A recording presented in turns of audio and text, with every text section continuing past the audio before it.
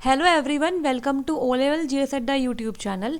आज इस क्लास में हम पढ़ेंगे most important questions of module M3R5 programming and problem solving through Python.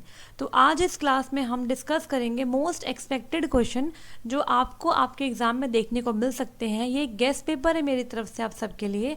आज इस क्लास में हम डिस्कस करेंगे टॉप 10 क्वेश्चंस प्लस उनकी एक्सप्लेनेशन। ठीक है, ये क्वेश्चन बहुत ही इजी लेवल के होंगे आज की क्लास में, और अगली क्लास से मैं क्वेश्चंस का जो लेवल है वो भी इंक्रीज करूंगी। साथ साथ हम और भी ऐसे क्वेश्चन करेंगे जिसमें आपको आउटपुट निकालना होता है जो आपके लिए बहुत इंपॉर्टेंट होने वाले हैं। ठीक है, तो आज हम स्टार्ट करते हैं इस क्लास को, और इस क्लास में मैंने क्वेश्चंस के साथ साथ एक्सप्लेनेशन भी रखी है ताकि आपको क्वेश्चंस आराम से समझ में आ जाए। ठीक है, तो अब ऐसे चलेगा, हम क्वेश्चंस के थ्रू कंसेप्ट पढ़ेंगे और आपको एक आइडिया मिल जाएगा कि कैसे क्वेश्चन आपको एग्जाम में देखने को मिलने वाले हैं। ठीक है, तो स्टार्ट करते हैं आज की क्लास को, और यहाँ पे बात करेंगे इंपॉर्टेंट क्वेश्चंस के बारे में।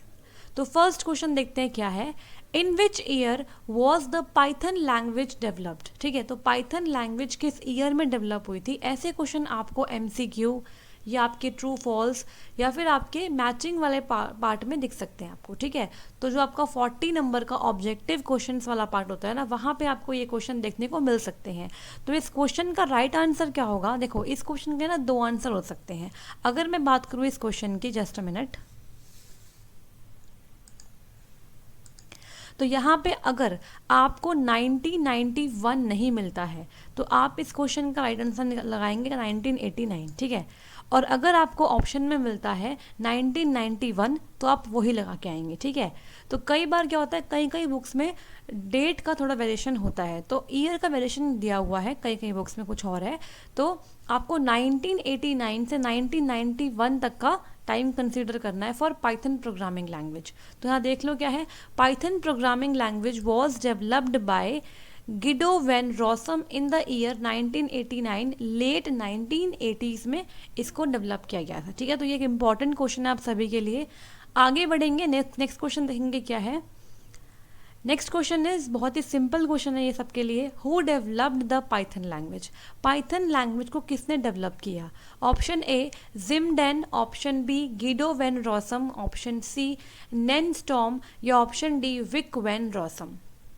अब कई बार पता है क्या होता है एग्जाम में, हमको वैन रॉसम तो याद रहता है लेकिन जो आगे का नाम है ना, यहाँ पे आपको कन्फ्यूजन हो जाती है। देखो, यहाँ पे दो ऑप्शन है जिसमें आपको कन्फ्यूजन हो सकती है, तो आपको यहाँ पे ध्यान रखना है कि Python language was developed by Guido van Rossum in early 1990s। ठीक है, तो यहाँ पे ये इसका राइट आंसर है। ठीक है, तो ऑप्शन नंबर बी, तो यहाँ पे देख लो, पाइथन लैंग्वेज को डेवलप किया था Guido van Rossum in Netherlands in the late 1980s बोलो या फिर अर्ली 1990s बोलो। ठीक है, आगे बढ़ेंगे और बात करेंगे यहाँ पे नेक्स्ट क्वेश्चन की। नेक्स्ट क्वेश्चन है, how many keywords are there in Python 3.7। देखो, पाइथन 3.7 एक वर्जन है पाइथन लैंग्वेज का, ये काफ़ी पॉपुलर वर्जन है। ठीक है, और ये न्यू वर्जन भी है, इसीलिए यहाँ से क्वेश्चन आपको देखने को मिल सकते हैं। अब यहाँ पे बात करेंगे पहले कीवर्ड्स क्या होते हैं। देखो, कीवर्ड्स क्या होते हैं, हर लैंग्वेज के अपने कीवर्ड्स होते हैं। ठीक है, हर लैंग्वेज के अपने रिजर्व्ड कीवर्ड होते हैं। तो कीवर्ड क्या होते हैं, पहले तो ये रिजर्व्ड होते हैं। रिजर्व्ड का मतलब क्या है कि आप कीवर्ड्स का इस्तेमाल एज अ वेरिएबल नेम नहीं कर सकते हो। ठीक है, इनका अपना एक मीनिंग होता है, ये एक लैंग्वेज में लाइब्रेरी में रहते हैं। ठीक है, इनका अपना एक मीनिंग है। फॉर एग्जांपल जैसे कि फॉर है, इफ है, ठीक है, ब्रेक है, ये सब क्या है, कीवर्ड्स है। इन वर्ड्स का इस्तेमाल आप एज अ वेरिएबल नेम नहीं कर सकते हो। अगर आपको कोई भी प्रोग्राम बनाना है, उसमें आपको कोई वैल्यू स्टोर करनी है, तो उस वेरिएबल का नाम आप इफ़, फॉर, ब्रेक ऐसे नहीं रख सकते, क्योंकि ये रिजर्व्ड है ऑलरेडी, इनकी डेफिनेशन ऑलरेडी मौजूद है पाइथन की लाइब्रेरी के अंदर। ठीक है, तो ये होते हैं आपके रिजर्व्ड कीवर्ड्स। अब यहाँ आपसे पूछा है कि कितने होते हैं कीवर्ड्स रिजर्व्ड इन पाइथन 3.7। तो option number A 32, option number B 33, option number C 31, या फिर ऑप्शन नंबर डी 30। अब देखो, ऑप्शन इतने क्लोज है ना कि आपको एग्जैक्टली नंबर पता होना चाहिए। ठीक है, तो यहाँ पे इस क्वेश्चन का राइट आंसर क्या बनेगा। इस क्वेश्चन का राइट आंसर है ऑप्शन नंबर बी 33। याद रख लेना, बहुत इंपॉर्टेंट है कि 33 कीवर्ड्स होते हैं आपके पाइथन 3 वर्जन के अंदर। ठीक है, मैंने यहाँ पे लिखा भी है, keywords are the reserved words of the programming language that can not be used as variables and they have by default some meaning in that language. ठीक है, तो आप इनका इस्तेमाल एज अ वेरिएबल नेम नहीं कर सकते हो, इनका अपना ही एक मीनिंग होता है। जैसे कि फॉर हम यूज़ करते हैं आइट्रेशन के लिए, लूप के लिए, इफ़ करते हैं कंडीशन लगाने के लिए, और ब्रेक करते हैं जब हमें उस पर्टिकुलर केस से बाहर निकलना होता है। जैसे कि हम ज़्यादा इसका इस्तेमाल करते हैं स्विच केस के साथ, या फिर आप इफ़ के साथ भी इसका इस्तेमाल करते हो। अगर आपको कंडीशन को वहीं पर ब्रेक करनी है, या फिर अगर बात करूँ स्विच में जो आपका केस है, उस केस से आपको डायरेक्टली बाहर निकल के आना है, तो आप ब्रेक कीवर्ड का इस्तेमाल करते हो। ये क्या करता है, आपके लूप के जो एग्जीक्यूशन है उसको टर्मिनेट कर देता है। ठीक है, तो आपको समझ में आएगा क्या होते हैं कीवर्ड्स और क्या होते हैं वेरिएबल्स। वेरिएबल्स की अगर बात करूँ, वेरिएबल्स क्या होते हैं, आपके रिजर्व्ड कीवर्ड्स नहीं होते हैं। ये वेरिएबल होते हैं आपके आइडेंटिफायर्स, मतलब मेमोरी में वो लोकेशन जहाँ पे आप कोई वैल्यू स्टोर कराना चाहते हो, वो आपका है वेरिएबल है। ठीक है, जैसे कि देखो, अगर मैंने यहाँ पे ए बी, ठीक है, ये दो बनाए वेरिएबल, और मैंने ए के अंदर वैल्यू असाइन कर दी 10 और मैंने बी के अंदर वैल्यू असाइन कर दी स्कूल, इस तरीके से। ठीक है, तो क्या हुआ, ये ए और बी मेरे दो वेरिएबल बन गए और मेमोरी में इनको अपने अकॉर्डिंग जगह मिल जाएगी। ठीक है, अब क्योंकि मैंने यहाँ पे न्यूमेरिक वैल्यू डाली है, तो ये मेरा इंटीजर टाइप का वेरिएबल है। ठीक है, इंटीजर टाइप, और यहाँ मैंने स्ट्रिंग डाली है, तो ये मेरा स्ट्रिंग टाइप का वेरिएबल है। ठीक है, इस तरीके से पाइथन टाइप भी पहचान लेता है और टाइप के अकॉर्डिंग उन्हें मेमोरी मिल जाती है आपकी रैम में। ठीक है, तो आगे बढ़ेंगे। यहाँ पे आप सबके लिए इंफॉर्मेशन अवेलेबल है। Paid video course is available for module code M3R5। जिन बच्चों को कंप्लीट कोर्स चाहिए, वीडियो कोर्स, वो ले सकते हैं for module M3R5 and module M4R5। और यहाँ पे आपको साथ ही साथ मिलेंगे कंप्लीट ई नोट्स। ठीक है, तो इस नंबर पे कांटेक्ट करके आप बात कर सकते हैं। ठीक है, आगे बढ़ेंगे, बात करेंगे नेक्स्ट क्वेश्चन की। ये भी एक इंपॉर्टेंट क्वेश्चन है, which one of the following is the correct extension of the Python file. मतलब जब आपने पाइथन में कोई प्रोग्राम लिख लिया, कोडिंग कर ली, उसके बाद आपको उस फाइल को सेव करना पड़ेगा।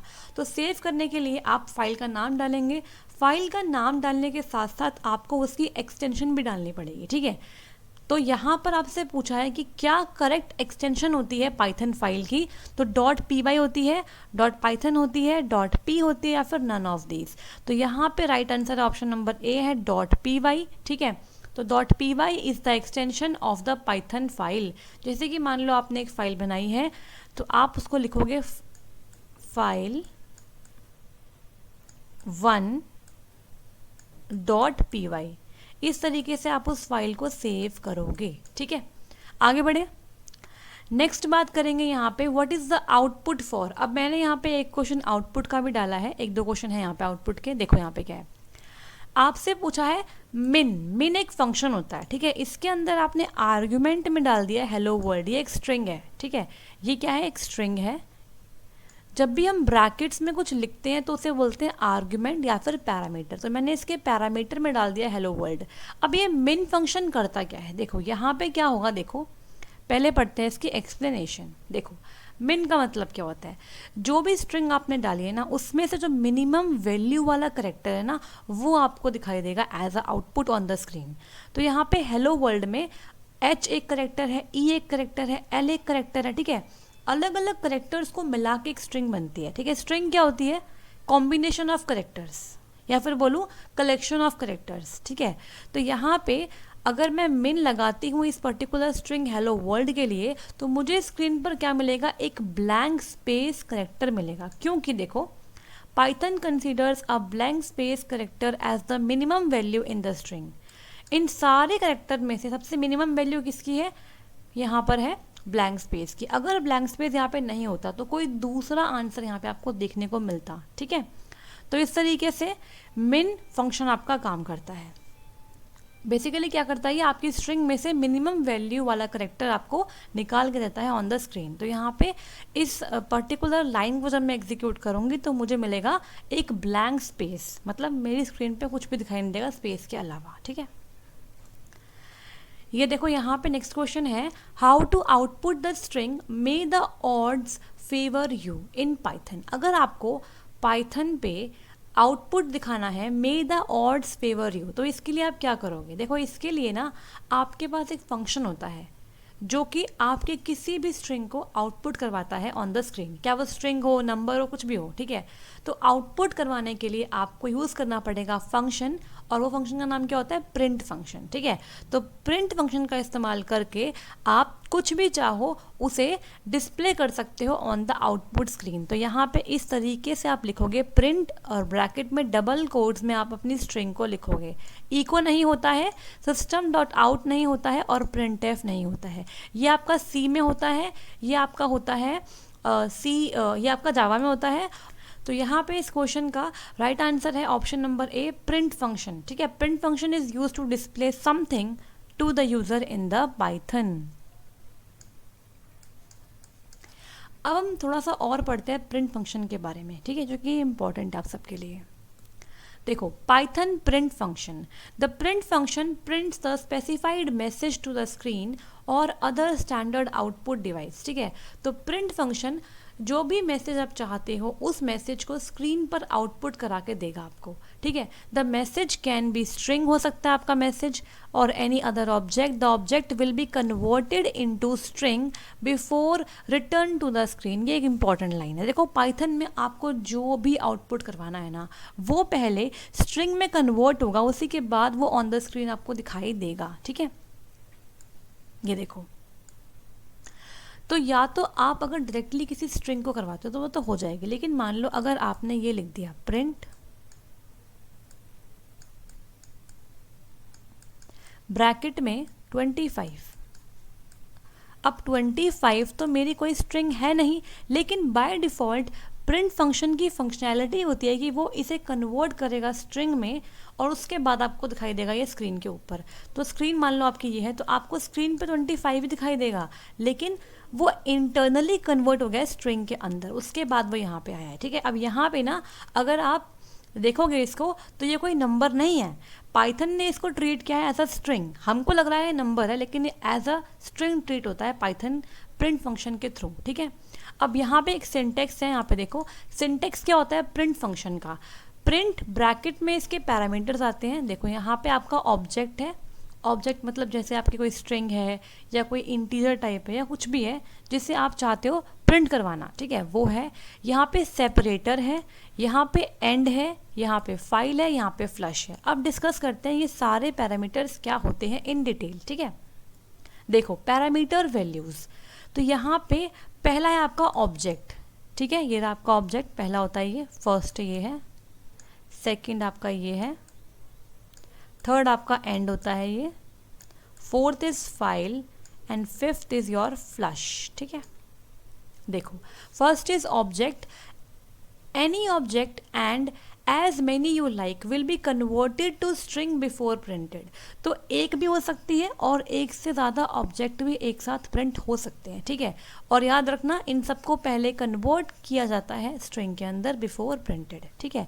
Next sep is equal to separator, ये क्या होता है? देखो ये होता है ऑप्शनल, बाकी सारे पैरामीटर होते हैं आपके ऑप्शनल, सिर्फ ये आपका होता है मैंडेटरी, ठीक है। ये क्या होता है आपका मैंडेटरी या फिर कंपल्सरी बोल लो।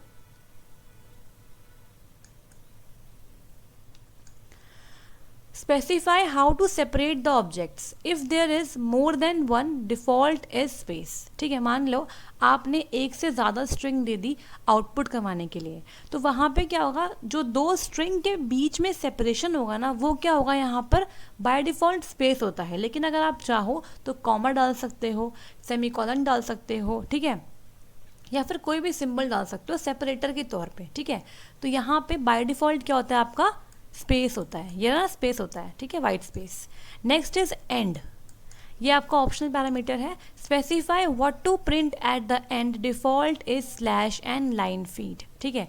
जैसे मान लो आपने प्रिंट करवाया प्रिंट 25, इसके बाद जो आपका प्रिंट होने के बाद जो कर्सर है ना वो डायरेक्टली यहाँ पे आ गया। अगर मान लो आपने अब कुछ प्रिंट करवाया तो वो यहाँ से शुरू होगा, मतलब जो भी आपने प्रिंट करवाया उसके एंड में अपने आप ही /n आता है। मतलब क्या है इसका, /n stand for new line. जैसे ही इसने प्रिंट किया, प्रिंट फंक्शन ने प्रिंट करते ही नेक्स्ट लाइन में आ जाता है। मतलब अगला जो आप प्रिंट करोगे ना वो नेक्स्ट लाइन से ही प्रिंट होगा। अगर आपने दोबारा से प्रिंट फंक्शन का यूज़ किया है तो वो आपका नेक्स्ट लाइन से ही शुरू होता है। तो ये बाय डिफ़ॉल्ट होता है एंड की वैल्यू, ठीक है। And is by default.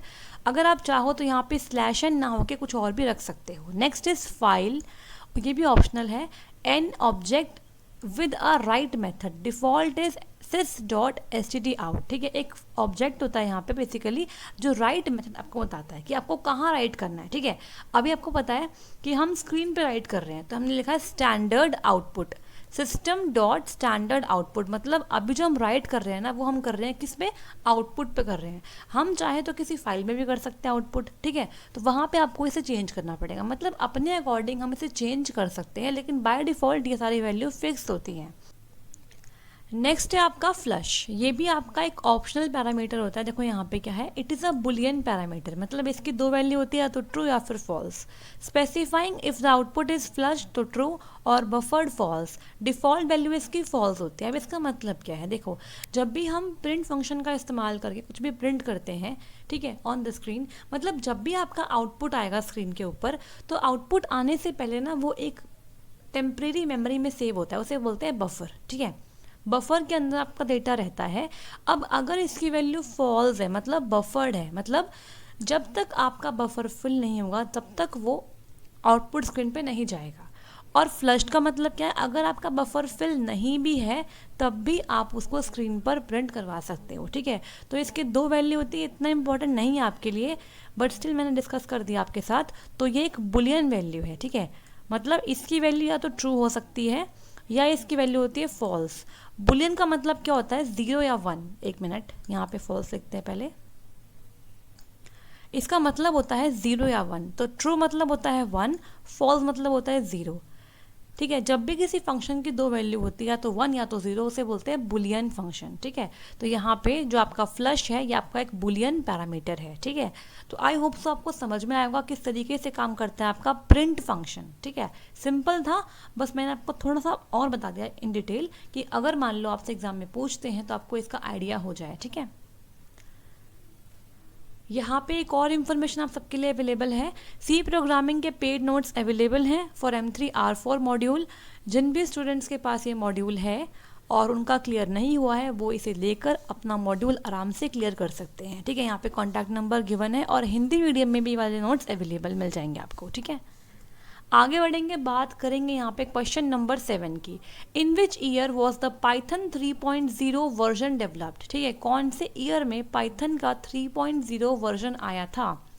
जैसे कि आपके एंड्रॉयड फ़ोन होते हैं तो उसमें एंड्रॉयड के अलग अलग वर्जन आते हैं ना, सेम तरीके से हर एक लैंग्वेज के, हर एक सॉफ्टवेयर के वर्जन्स आते रहते हैं, ठीक है।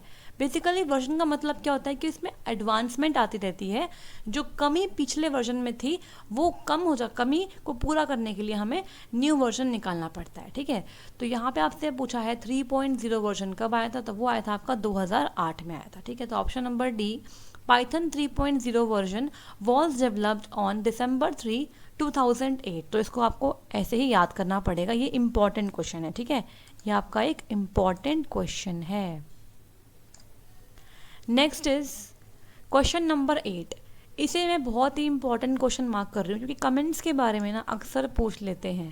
लैंग्वेजेस में जो कमेंट्स होते हैं ना उसके बारे में अक्सर पूछ लेते हैं एग्जामिनर, तो इसे अच्छे से कर लेना। Which character is used in Python to make a single line comment. अब देखो कमेंट दो टाइप के होते हैं, सिंगल लाइन कमेंट और मल्टी लाइन कमेंट। तो यहाँ पे आपसे पूछा है सिंगल लाइन कमेंट किस पर्टिकुलर करेक्टर से आप रिप्रेजेंट करते हो। तो यहाँ पे इस क्वेश्चन का राइट आंसर होगा ऑप्शन नंबर सी, हैश, ठीक है। हैश सिंबल के साथ आप रिप्रेजेंट करते हो सिंगल लाइन कमेंट को।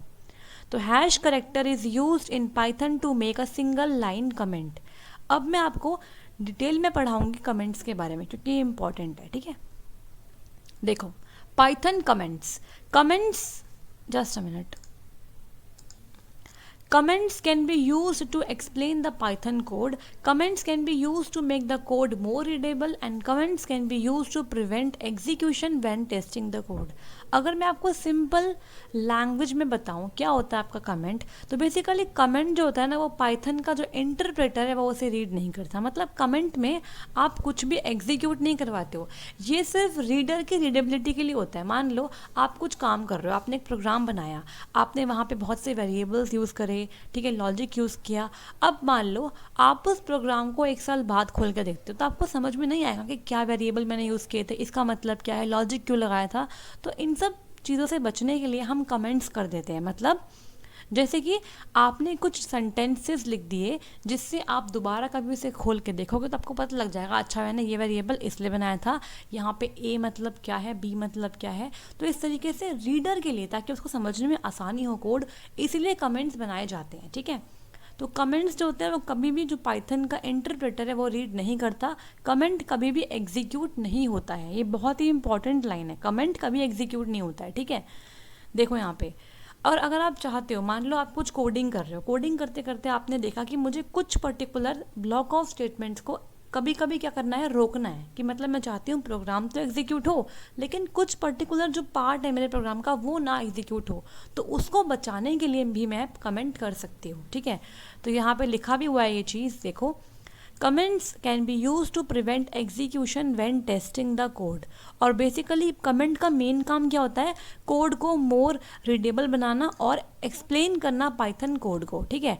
Comment is not a part of the program, comment program का पार्ट नहीं होता, ये कोई भी आपका एग्जीक्यूशन नहीं होता है, यहाँ पे कोई लॉजिक नहीं होता, बस यूज़र को समझाने के लिए यहाँ पे कुछ स्टेटमेंट्स ऐड करी जाती हैं। But it enhances the interactivity of the program and makes the program readable, ठीक है। तो प्रोग्राम की इंटरेक्टिविटी बढ़ाने के लिए और उसको और रीडेबल बनाने के लिए हम यूज़ करते हैं कमेंट्स का, ठीक है।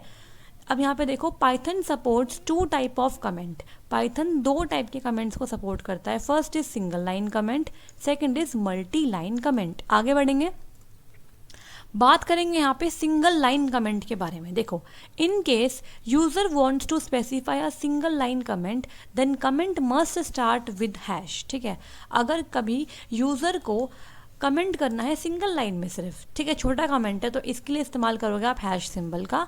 Comment start with a hash and Python will ignore them, ठीक है। पाइथन का जो इंटरप्रेटर है वो हमेशा इग्नोर करता है आपके कमेंट्स को, ये बात याद रखना। Comments can be placed at the end of the line and Python will ignore the rest of the line.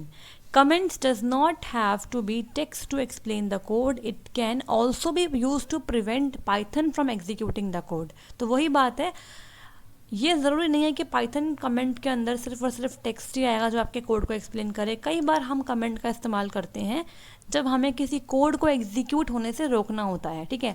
अब बात करते हैं एग्जांपल की, ताकि जो आपकी अंडरस्टैंडिंग है वो और अच्छे से बन पाए, ठीक है। तो मैंने यहाँ पे कुछ स्क्रीनशॉट्स डाले हैं, देखो यहाँ पे मैंने लिखा है प्रिंट हेलो पाइथन, ठीक है। हेलो पाइथन मैंने लिख दिया यहाँ पे, इसके ऊपर मैंने यहाँ पे हैश में लिख दिया this is single line comment.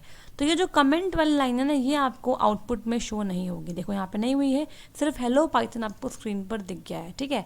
अब देखो, प्रिंट के साथ आप ब्रैकेट लगाओ या ना लगाओ कोई ज़रूरी नहीं होता, ठीक है। तो यहाँ पे अगर नहीं लगाया मैंने ब्रैकेट तब भी आपका काम चल जाएगा, ओके।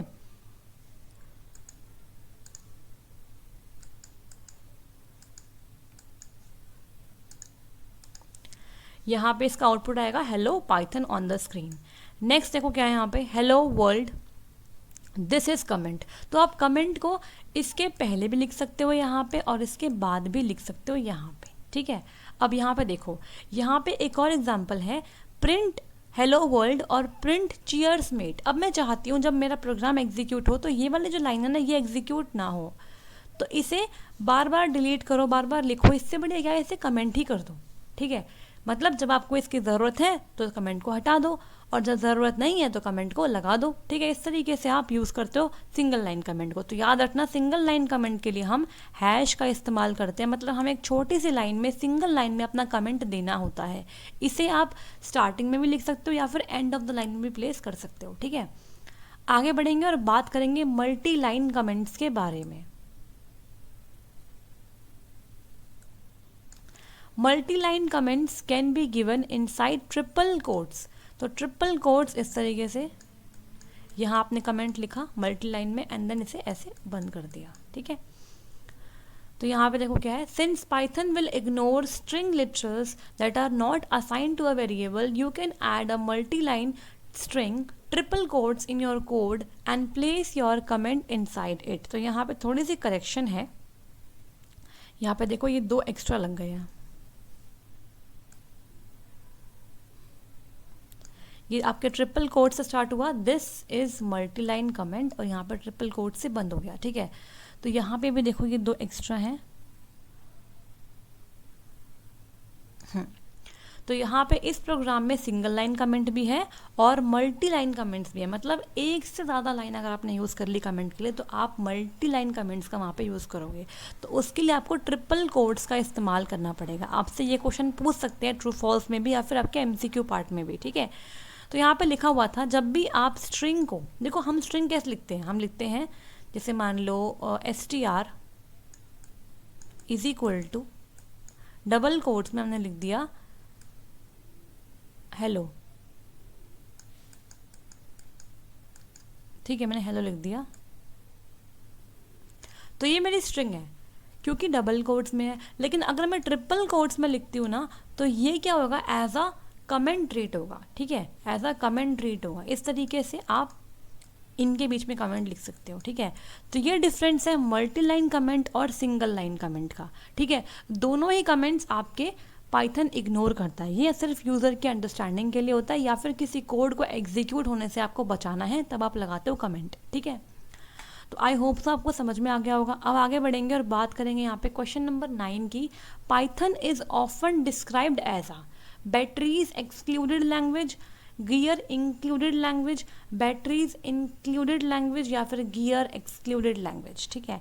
तो यहाँ पे इस क्वेश्चन का राइट आंसर क्या होगा, देखो इस क्वेश्चन का right answer option number C होगा। Python programming language is often described as a batteries included language due to its comprehensive standard library, ठीक है। देखो पाइथन या कोई भी लैंग्वेज की बात करें तो हर लैंग्वेज की ना अपनी एक लाइब्रेरी होती है, ठीक है। अब यहाँ पे बात करते हैं लाइब्रेरी क्या होती है, मतलब जो मैंने बताया था आपको कि रिजर्व्ड कीवर्ड होते हैं, कुछ फंक्शंस होते हैं जो पहले से बने होते हैं, तो इनको रखने की जगह होती है लाइब्रेरी, ठीक है। तो यहाँ पे बहुत ही कॉम्प्रिहेंसिव लाइब्रेरी होती है, इसीलिए इसे क्या बोलते हैं, बैटरीज इंक्लूडेड लैंग्वेज। मतलब जब भी आप कोई लगा लो घड़ी लेके आते हो, तो वो जो घड़ी है ना वो जब तक वर्क नहीं करेंगी जब तक उसके अंदर बैटरी नहीं आएगी, ठीक है। तो बैटरीज जो होती है ना वो उसको वर्क करने में हेल्प करती है। इसी तरीके से जो आपका कोई भी लैंग्वेज है उसके अंदर जो उसकी लाइब्रेरी है ना वो उसको हेल्प करती है काम करने में, ठीक है। तो यहाँ पर हमने डिस्कस कर लिया कि पाइथन को हम बैटरीज इंक्लूडेड लैंग्वेज भी कहते हैं, ये भी एक इम्पॉर्टेंट टर्म है, ठीक है। अच्छा क्वेश्चन है ये आपके लिए, तो यहाँ पे भी इसको मैं इम्पॉर्टेंट लिख देती हूँ, ऐसे आपसे पूछ सकते हैं। नेक्स्ट क्वेश्चन क्या है, देखो What do we use to define a block of the code in the Python language? तो अगर आपको बताना है कि ये एक ब्लॉक ऑफ कोड है, ठीक है, तो इसको डिफाइन करने के लिए हम क्या यूज़ करते हैं, तो पाइथन में याद रखना अगर हमें कोई ब्लॉक ऑफ कोड रिप्रेजेंट करना है तो इसके लिए हम इस्तेमाल करते हैं इंडेंटेशन का। बाकी लैंग्वेज में क्या होता है कि हम ब्रैकेट्स का इस्तेमाल करते हैं, करली ब्रेसेस का, लेकिन यहाँ पे ऐसा नहीं होता है, ठीक है। तो पाइथन यूजेस इंडेंटेशन, मतलब जैसे मान लो कि मैंने इफ़ लिखा, if x is greater than 10 और ऊपर मान लो x की वैल्यू मैंने 20 कर रखी है। इसके बाद मैंने यहाँ पे लिखा प्रिंट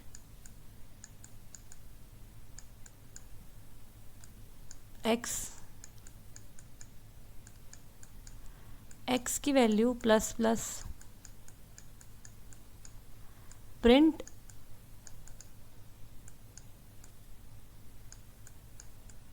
x प्लस 2, इस तरीके से, ठीक है। तो यहाँ पे एक मिनट, ये जो पार्ट है ना आपका, ये क्या है, एक ब्लॉक ऑफ कोड है। ये क्या है, ब्लॉक ऑफ कोड है।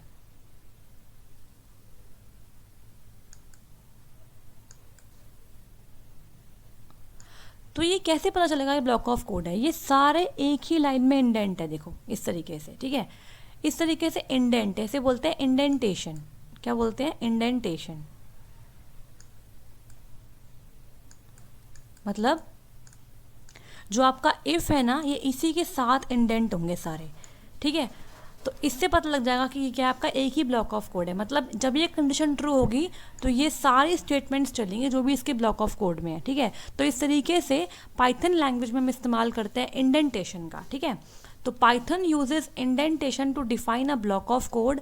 Indentations are simply spaces or tabs used as an indicator that is a part of the indent code child as curly braces are used in the C programming language. ठीक है, अगर बात करती C की तो वहाँ पे क्या होता है कि अगर मैंने if का इस्तेमाल किया है और यहाँ कोई कंडीशन लगाई है तो मुझे ऐसे करली ब्रेसेस का इस्तेमाल करना पड़ता है, और जो भी इनके बीच में होगा ना वो सारे क्या होगा, ब्लॉक ऑफ कोड माना जाएगा, ठीक है। यहाँ पे लेकिन ऐसा नहीं होता, यहाँ पे हम स्पेसेस और टैब्स का इस्तेमाल करते हैं। अब मान लो अगर मुझे एक कंडीशन और लगानी है तो मैं इस इंडेंटेशन से थोड़ा सा आगे जाऊँगी, यहाँ पर जाऊँगी, थोड़ा स्पेस दूंगी, थोड़ा टैब दूंगी और फिर नेक्स्ट यहाँ लगाऊंगी, और फिर जो कंडीशन आएगी वो इसके नीचे आएंगी, ठीक है।